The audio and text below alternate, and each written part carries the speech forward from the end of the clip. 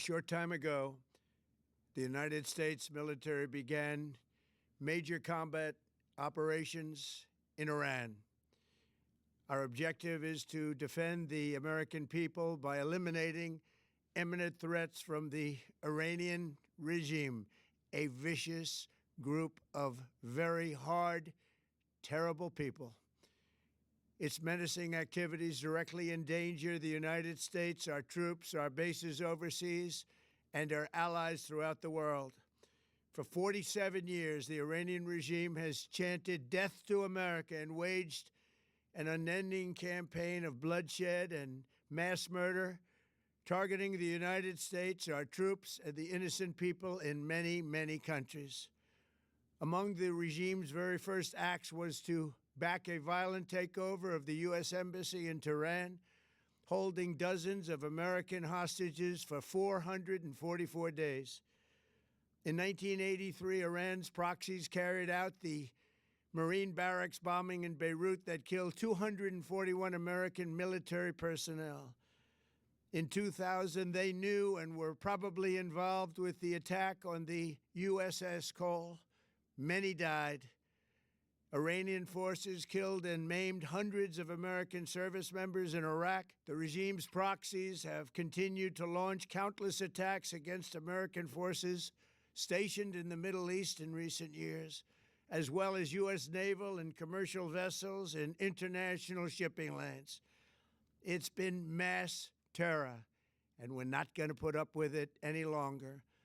From Lebanon to Yemen and Syria to Iraq, the regime has armed, trained, and funded terrorist militias that have soaked the earth with blood and guts. And it was Iran's proxy, Hamas, that launched the monstrous October 7th attacks on Israel, slaughtering more than 1,000 innocent people, including 46 Americans, while taking 12 of our citizens hostage. It was brutal, something like the world has never seen before. Iran is the world's #1 state sponsor of terror and just recently killed tens of thousands of its own citizens on the street as they protested. It has always been the policy of the United States, in particular, my administration, that this terrorist regime can never have a nuclear weapon. I'll say it again. They can never have a nuclear weapon. That is why in Operation Midnight Hammer last June, we obliterated the regime's nuclear program at Fordow, Natanz, and Isfahan. After that attack, we warned them never to resume their malicious pursuit of nuclear weapons, and we sought repeatedly to make a deal. We tried. They wanted to do it. They didn't want to do it. Again, they wanted to do it. They didn't want to do it. They didn't know what was happening. They just wanted to practice evil. But Iran refused, just as it has for decades and decades. They've rejected every opportunity to renounce their nuclear ambitions, and we can't take it anymore. Instead, they attempted to rebuild their nuclear program and to continue developing long-range missiles that can now threaten our very good friends and allies in Europe, our troops stationed overseas, and could soon reach the American homeland. Just imagine how emboldened this regime would be if they ever had and actually were armed with nuclear weapons as a means to deliver their message. For these reasons, the United States military is undertaking a massive and ongoing operation to prevent this very wicked, radical dictatorship from threatening America and our core national security interests.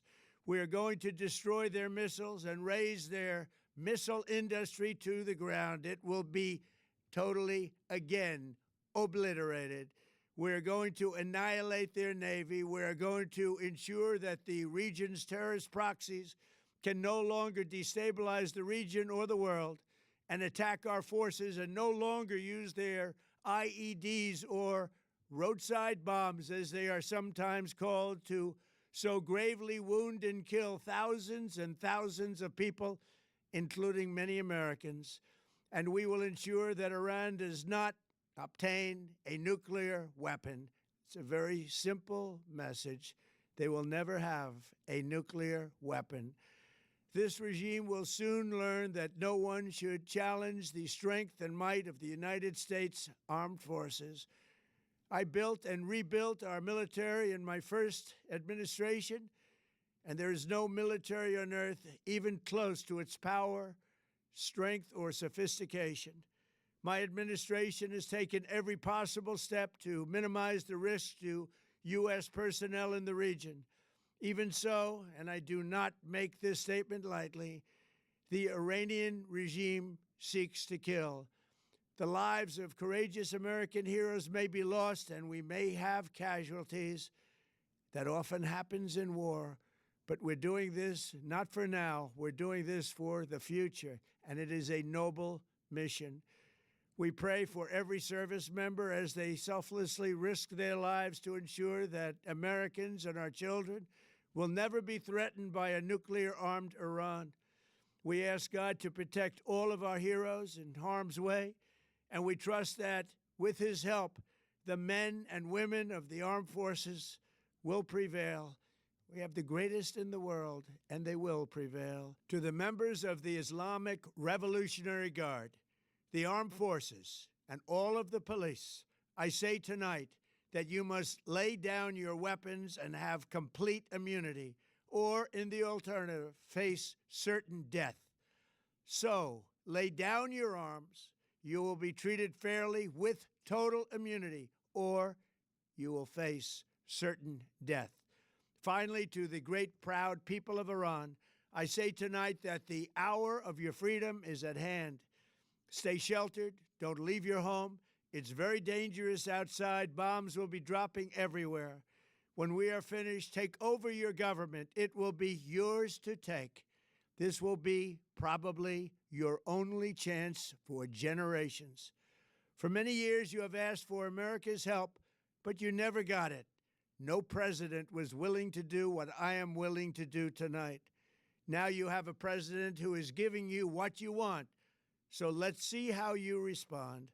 America is backing you with overwhelming strength and devastating force. Now is the time to seize control of your destiny and to unleash the prosperous and glorious future that is close within your reach. This is the moment for action. Do not let it pass. May God bless the brave men and women of America's armed forces. May God bless the United States of America. May God bless you all. Thank you.